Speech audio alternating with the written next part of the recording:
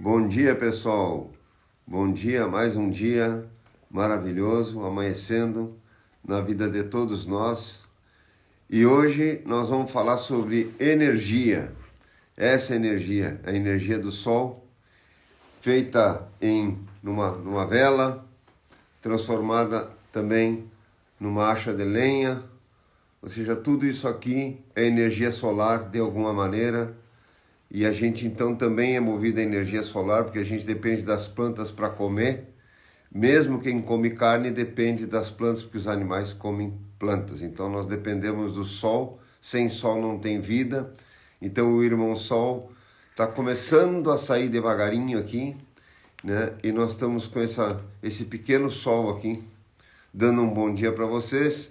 E uma acha de lenha que eu brinco com a Tati, que é uma unidade de biomassa, né? Então nós temos o nosso fogão a lenha, é de alta tecnologia porque ele recebe unidades energéticas de biomassa, com 6 pau desse aqui eu faço a comida dos cachorros. Então tu vê que já tem até um cálculo, né? Mais ou menos, que eu consigo ferver tantos litros de água com essas unidades de biomassa.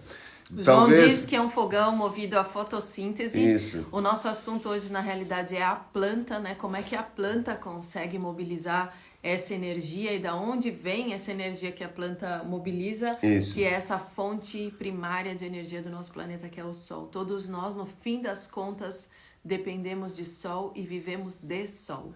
Talvez no futuro a acha de lenha venha empacotada, né, com código de barra, e a pessoa compra aquilo em casa e faça uma adoração a uma acha de lenha dessas.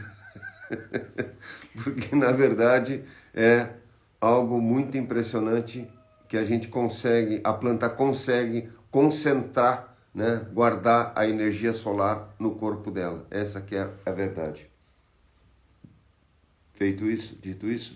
Obrigada pelas Trindade parabenizando do meu aniversário, que a gente comemora aquela revolução, aquele retorno justamente do Sol na posição dentro da astrologia, na posição que estava, não que estava, porque muda, mas do nosso nascimento. Então a gente recebe realmente uma luz, né? Quando nasce, a gente está lá no escurinho do útero e recebe essa luz do mundo, essa luz do Sol quando sai desse lugar. E tudo realmente é movido à energia solar, e a gente nem sempre entende isso. A gente acha que energia solar é uma coisa nova que alguém está criando agora e que está captando a partir de placas solares, mas na realidade todo o planeta, toda a vida no planeta existe por causa do Sol. Foi o Sol que aqueceu a Terra, e a Terra, geologicamente, ela está num processo de resfriamento desde a sua criação, isso de acordo com a geologia,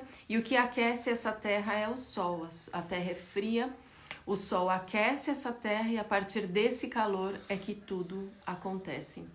E as plantas são, nessa interface entre o nosso planeta e o Sol, a grande forma de vida capaz de transformar essa energia de uma maneira eficiente. Mesmo assim sobra muita energia, mas são as plantas que conseguem fazer isso. Por isso que o João brinca que o fogão é movido a fotossíntese. E a gente, na realidade, também como o João disse mesmo, quem come carne também é.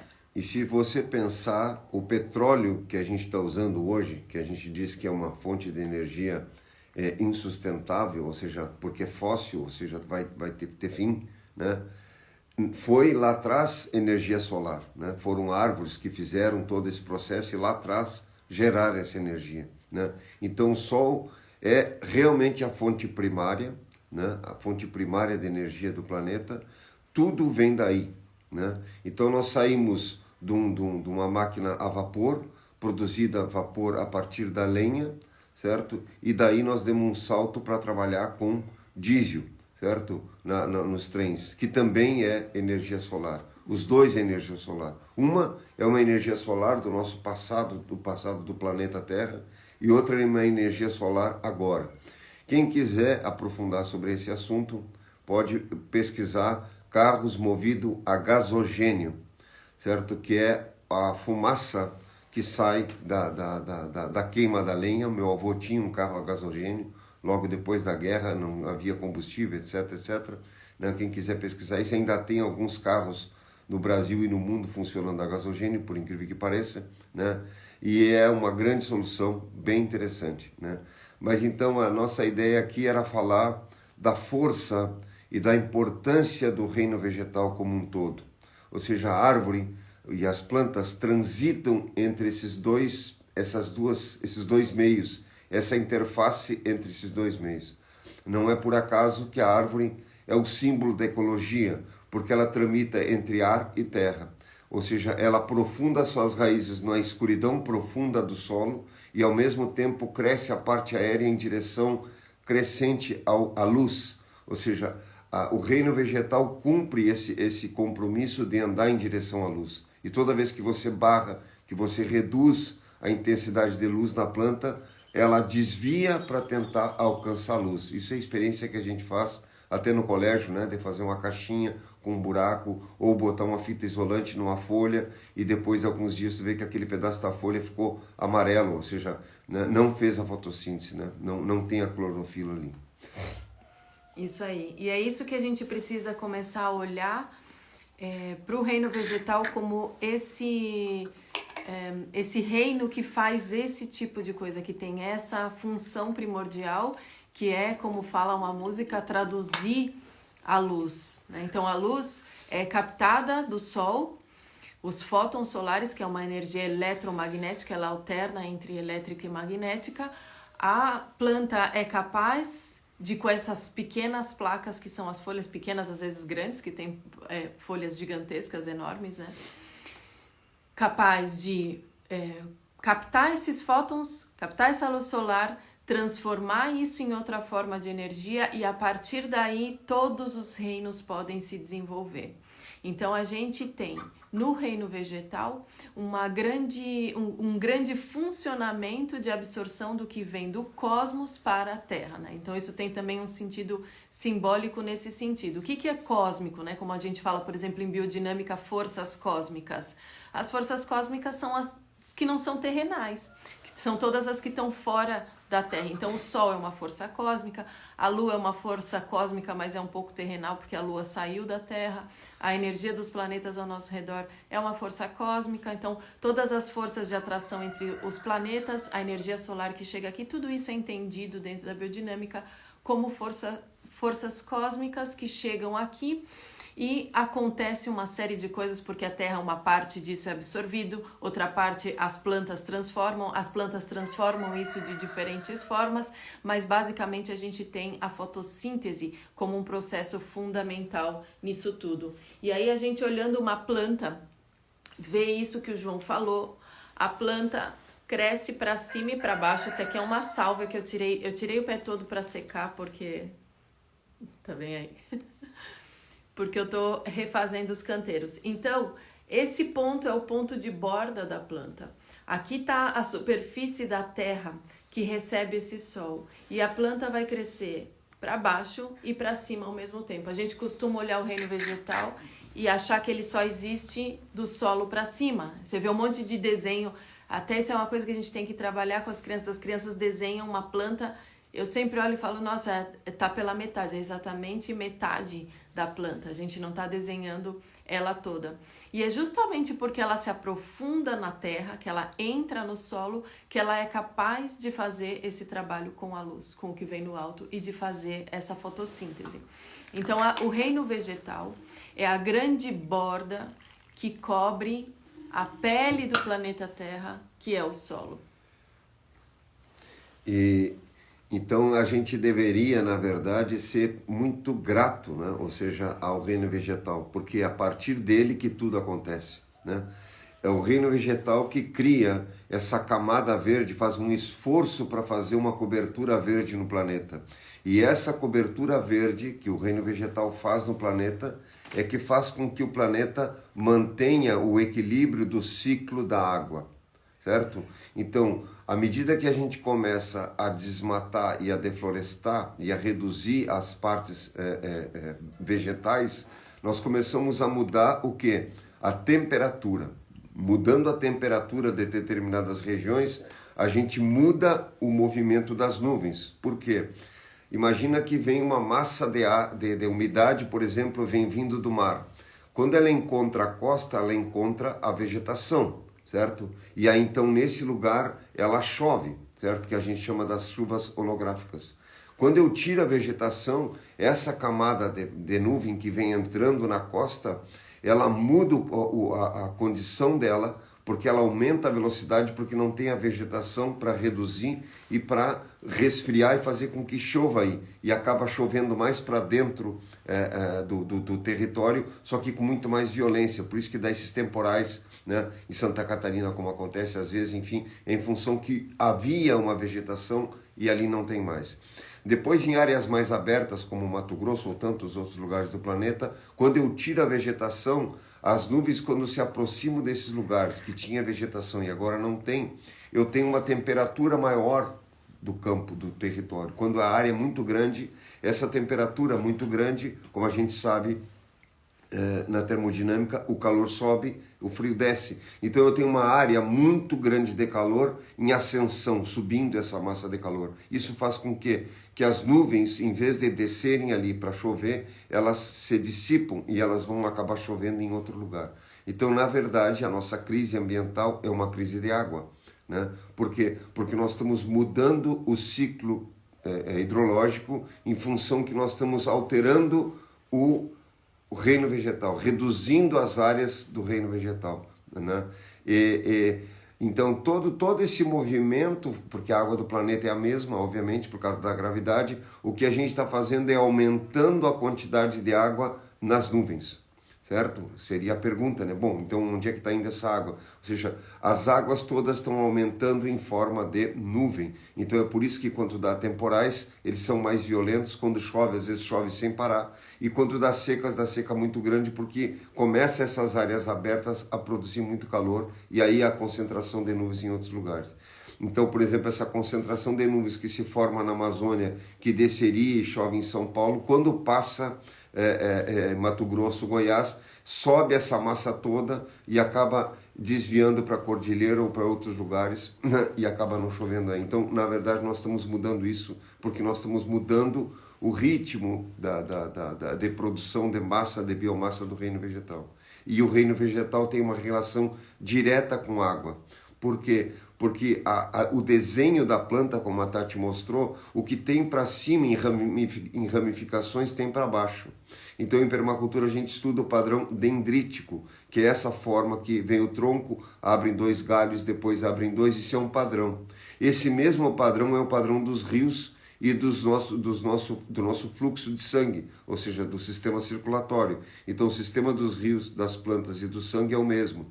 Então, quando eu tiro a vegetação, eu mudo o quê? Eu mudo o sistema circulatório de água no planeta. É isso que nós estamos alterando, né? Então, no momento que a gente estuda os padrões e consegue compreender os padrões, você consegue compreender, na verdade, o que está acontecendo, né, com a crise planetária. Isso tudo tem a ver com calor. A gente está fazendo um manejo de temperaturas, na realidade. Então, se um pouco de calor aumenta, um pouco que seja a temperatura atmosférica, tem mais espaço no ar, porque tem uma dilatação, e ali cabe mais moléculas de água. É isso que acontece, por isso que a atmosfera consegue reter mais água quando ela está mais quente. Por isso que a gente tem as zonas de tempestade e tornado nas áreas mais quentes do planeta, certo? Então, a zona equatorial, que é onde os raios de sol batem mais reto e, portanto, é mais intensa a radiação solar, eu tenho essa área das grandes tempestades, dos tornados. O que a natureza faz? Grandes florestas nessas áreas, né? Então, na Amazônia, na África subsaariana, você tem todas aquelas florestas ali embaixo, no Congo e tudo mais. Grandes florestas, por quê? Porque ali existe muita disponibilidade de luz. Então, a vida desenvolve grandes sistemas capazes de captar muita luz e essas florestas fazem o quê? Resfriam esse lugar onde recebe muita luz. Então você vê que o reino vegetal ele está o tempo todo equilibrando e trabalhando. E por que no Ártico e nos polos não tem grandes florestas? Porque eu não tenho essa disponibilidade solar, o que muda a temperatura e, portanto, muda toda a paisagem e muda, evidentemente, o que o João está falando, o regime de águas. Então, se a gente parte, por que a termodinâmica foi tão importante em trazer ou seja, a dinâmica do calor. A dinâmica do calor é que nos explica tudo que está acontecendo no nosso planeta, e a gente não olha a partir dessa perspectiva, então nem entende qual que é a questão na realidade do desmatamento, por que que a gente não pode tirar a cobertura vegetal, o que que implica tudo isso? A gente está mexendo com a força térmica do planeta, e mexendo com a força térmica nós mexemos com todos os outros sistemas, porque o Sol é a energia primária que faz esse planeta funcionar. Então, além do...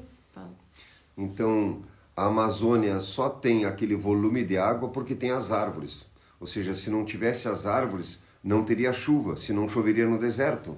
Não chove no deserto porque não tem árvores, entende? Por causa que o quê? Essa massa de calor, por exemplo, em áreas abertas, como eu falei, deserto ou lugares que foi tirada a vegetação, tem estudos que provam que a temperatura a temperatura cria uma velocidade de ascensão de ar quente até 80 km por hora, certo? Enquanto que na Amazônia o calor sobe em torno de 6 a 10 km por hora, ou seja, então a velocidade é muito lenta. Por isso que tu tem na Amazônia uma camada de nuvens que ficam muito próximo à copa das árvores. Por quê? Porque está frio, certo? Então o frio desce, calor sobe, a gente sabe disso, isso é uma lei da termodinâmica. Então o que acontece? As nuvens descem, ela pode descer porque está fresco ali, certo? Então no deserto o que acontece? Vem uma massa de nuvem, ou num lugar muito devastado, muito aberto, vem uma massa de nuvem, o calor é tão grande que dissipa essa nuvem, né? A gente vê isso no verão, né? Às vezes vem uma formação de nuvem, ela começa a se dissipar toda, porque a ascensão do calor é muito alto, então não tem como descer, né? Então, um exemplo clássico disso, você faz fogo à primeira hora da manhã, quem tem a possibilidade de ver, ou está viajando e vê alguém numa casinha que tem uma fumaça de um chaminé saindo, e você vê que o fogo sai, a fumaça sai à primeira hora da manhã, quando está fresco, em vez dela subir reto, ela dobra e às vezes desce, ou seja, a fumaça sobe, resfria e desce, né? Os índios, a prova disso é que os índios, na época de lutas e coisa, faziam fogo para cozinhar na primeira hora da manhã na beira dos rios. Então a fumaça andava junto com a névoa no rio e as outras tribos não enxergavam eles ali, né? É uma técnica isso, né? Aqui a gente vê, por exemplo, um dia como hoje que está frio, eu fiz fogo de madrugada, a fumaça sobe, ela sai do chaminé, em vez dela subir, ela desce, porque ela resfria e desce.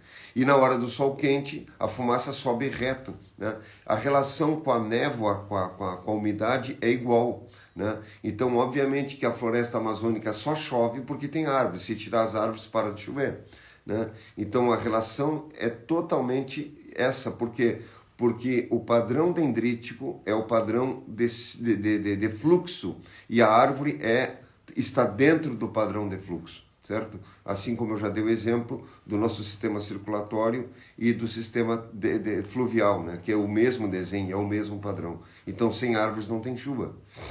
E se a gente entender o mundo a partir das forças criativas, que é muito do que se fala na biodinâmica, e também a permacultura é puro manejo de forças, de energias, a gente vai ver que então, como o João falou, o calor sobe e o frio desce. E o que a gente falou? O calor é o sol e quem é o frio? A terra.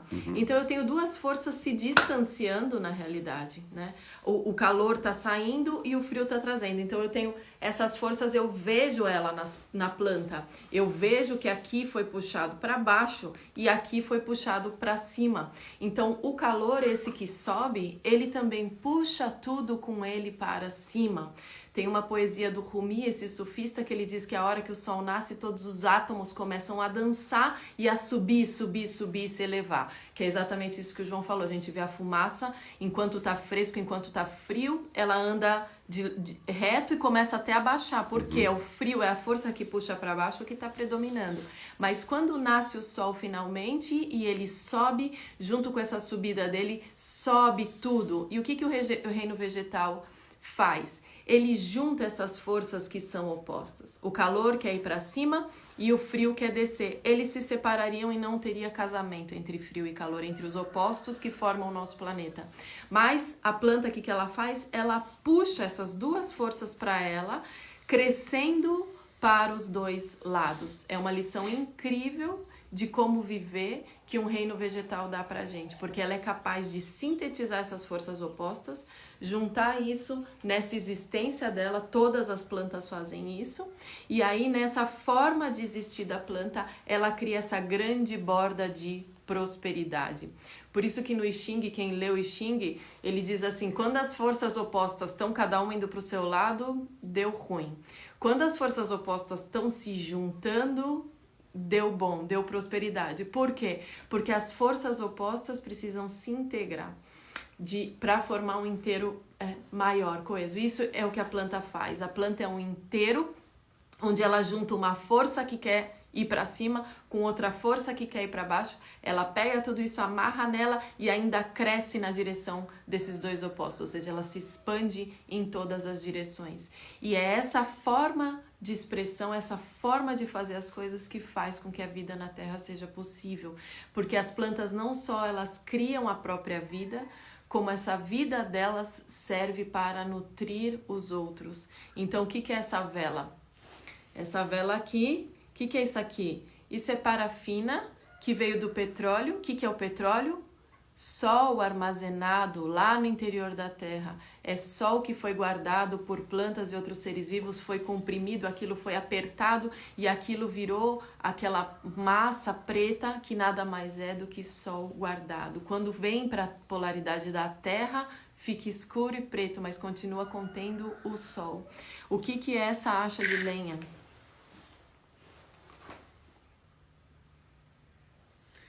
Então, o que acontece? A planta sintetiza o sol, armazena no corpo dela e aí se cumpre Lavoisier. Eu pego uma árvore e pego um tronco e queimo. Quando eu queimo, o que acontece? A fumaça sobe, porque a fumaça é o quê? Carbono que a planta captou do ar, certo? Junto com a fumaça saem algumas partículas de umidade, porque por mais seco que esteja a lenha, tem alguma pouco de umidade. Isso sobe também. Certo? Aí o que ficou na fogueira? A cinza. O que é a cinza? Né? A cinza, por que não saiu voando também? Porque são minerais. São os minerais que a planta tirou do solo.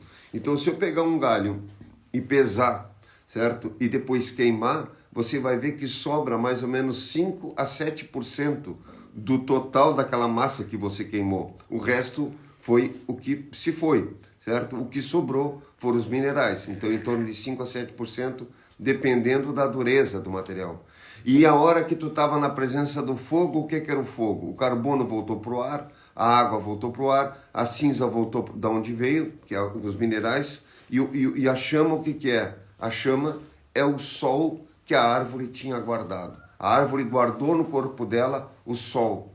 E aí tu está contemplando, por isso que a gente fica na beira da fogueira encantado, porque no momento que eu estou na beira de uma fogueira, eu estou contemplando o sol, tanto que a gente se queima de estar na beira do fogo, certo? Então ali eu estou contemplando o sol. Então, na verdade, nós deveríamos ter uma gratidão profunda pelo reino vegetal. Teria que chegar na frente de uma árvore, ficar de joelho e agradecer por ele existir.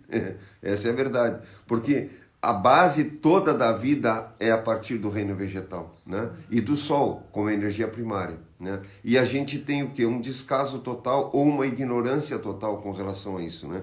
Então tem todo tipo de opinião com relação à questão ambiental, se está aquecendo o planeta, se não está aquecendo o planeta, etc, etc.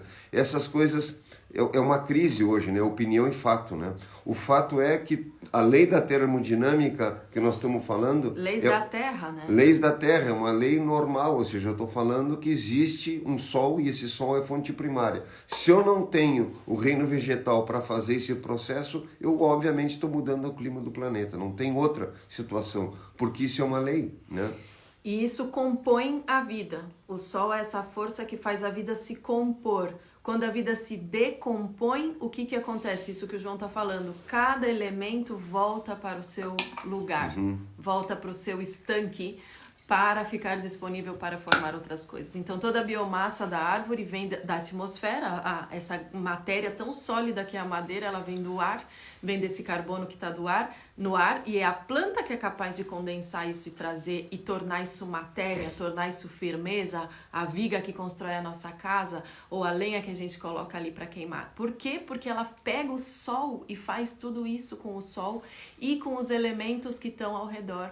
Por isso que o nosso trabalho é sempre manejar essas forças e esses elementos. Por que eu manejo a cinza do carvão? Por que eu trabalho com o calor, dependendo da posição que eu coloco cada planta no canteiro? Por que eu trabalho com a água? A gente está trabalhando sempre com todos os elementos quando faz agricultura. E esse nosso fascínio pelo sol, o sol tem um poder, a luz, a chama tem um poder hipnótico. Então, tem até meditações que se faz olhando vela, olhando fogo, essas coisas. Por quê? A gente fica ali aderido, fica captado por aquela luz, porque algo em nós sabe que isso é a origem, ou seja, se a gente olha para a luz, se a gente olha para o fogo, tem alguma informação ali sobre nós, sobre o que a gente tem que olhar, como é que a gente tem que fazer as coisas. É por isso que a gente ainda está em vias de desenvolver a verdadeira ciência, a ciência que realmente entende esse funcionamento da Terra, porque a ciência originalmente surgiu disso.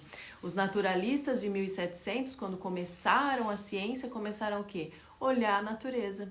E o que se enxerga? O sol como fonte primária. Isso é uma coisa que a gente, como o João está falando, opinião e fato. Pode bloquear aí o sol e você vai ver que se acaba a vida no planeta, porque é isso que está gerando tudo.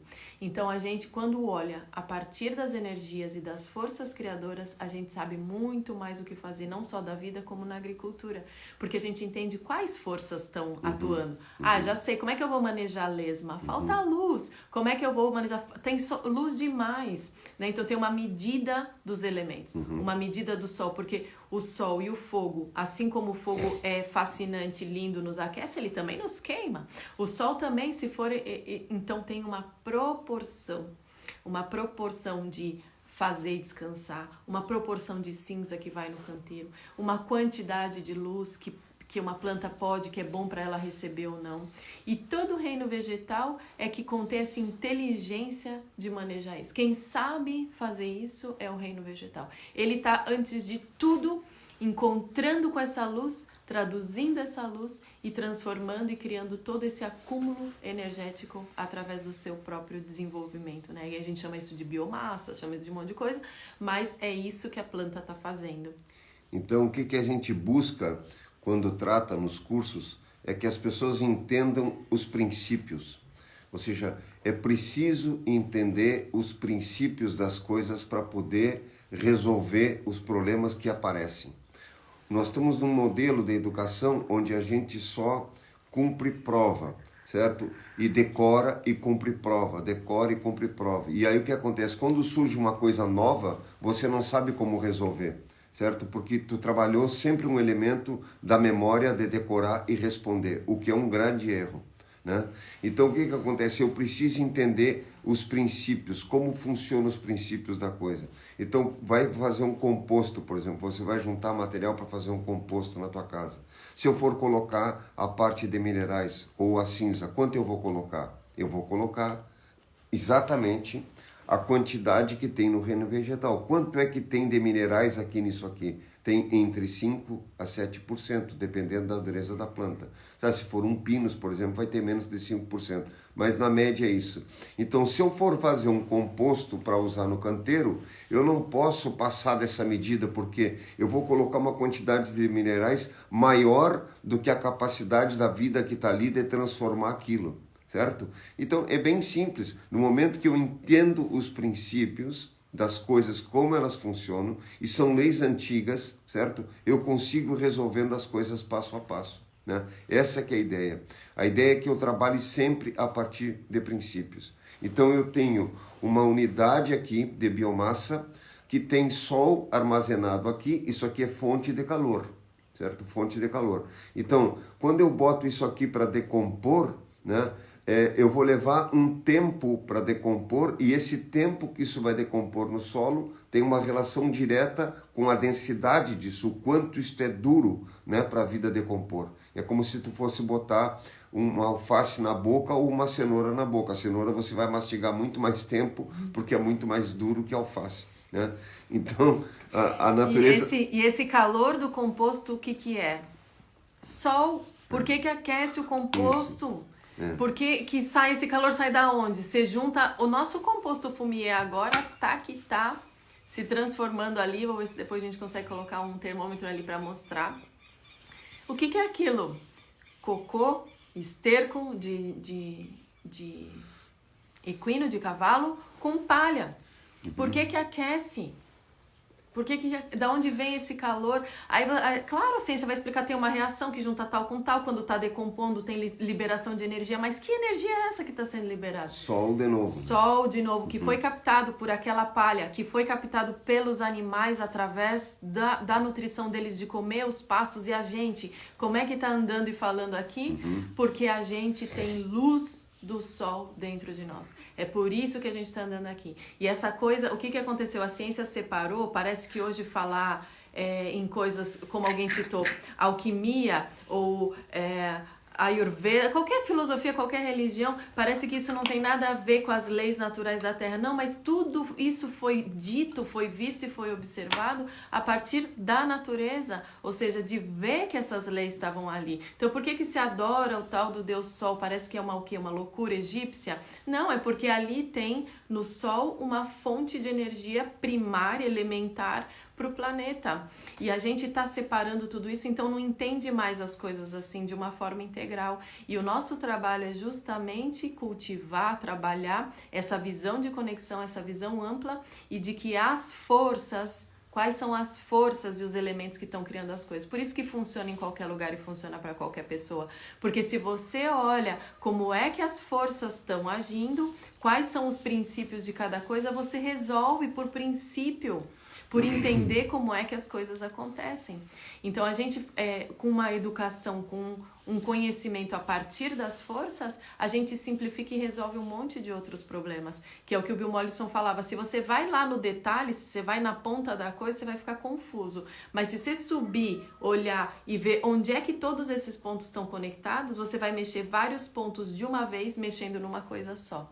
Então, várias vezes na lavoura o que você tem é só uma questão energética, sempre é uma questão energética qualquer.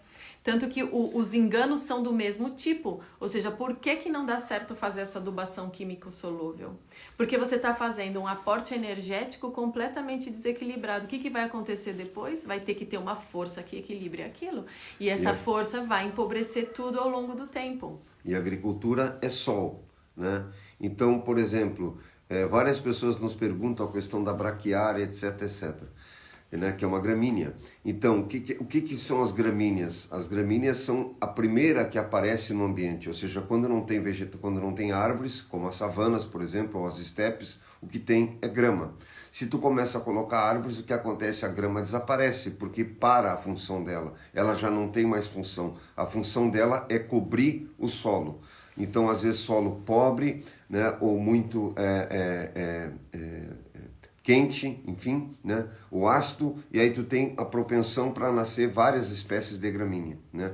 Quando você cria sombra em cima da gramínea, ela para de crescer. Por quê? Porque é sinal que tem uma árvore. Então tu vê que a natureza tem uma inteligência, essa inteligência toda tem um ciclo, toda ela funciona como um ritmo. Por isso que é tão importante o que a gente chama de leitura da paisagem. Você aprender a ler a paisagem, o que você está olhando.